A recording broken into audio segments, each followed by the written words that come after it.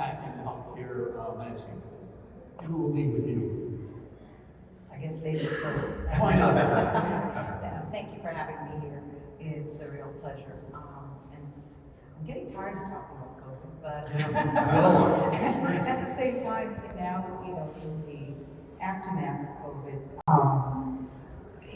we're going to see a lot of different things happening. One of them is that a lot of care was put off for 2 years or 3 years, and that's going to change what happens to those people that should have had the screenings. There were people, there's a study in JAMA that says that in Boston they were doing 60,000 screenings in a 3-month period normally.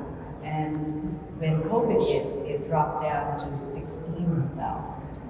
And you can imagine that prediction will bring a lot of cancers, especially at a higher rate, not a higher rate, I should say, at a more advanced stage.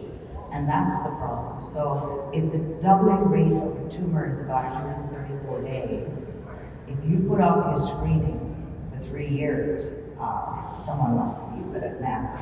You do the math. And that size of that little tumor that could have been found on the surveillance is now many, many sizes. So doubling roughly every 4 months and change. Is Exactly. Exactly. That's really concerning. Yes, it's very. And then how does that translate? It translates into more expensive treatments. So more aggressive treatments. And of course, it doesn't help the poor patient who has to go through all of that stuff. But it kind of translates for everybody as a worst case, scenario. And then there's also, as Rhea Hill pointed out, there's a lot of alcohol addiction.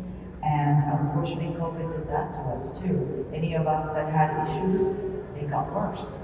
Depression increased by 3 times across the world.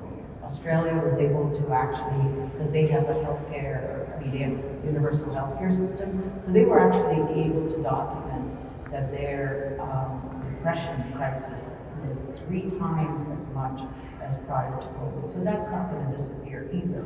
So there's a lot of things that unfortunately we're going to have to deal with that are going to cost a lot.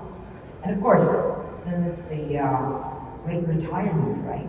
People my age in clinical work, some of them, a lot of them retired because they got exhausted during COVID. So where doctors and nurses might hang on and work till they're 70, 75, they quit at 55. And that's a big gap. And so you don't have access either. That's a problem.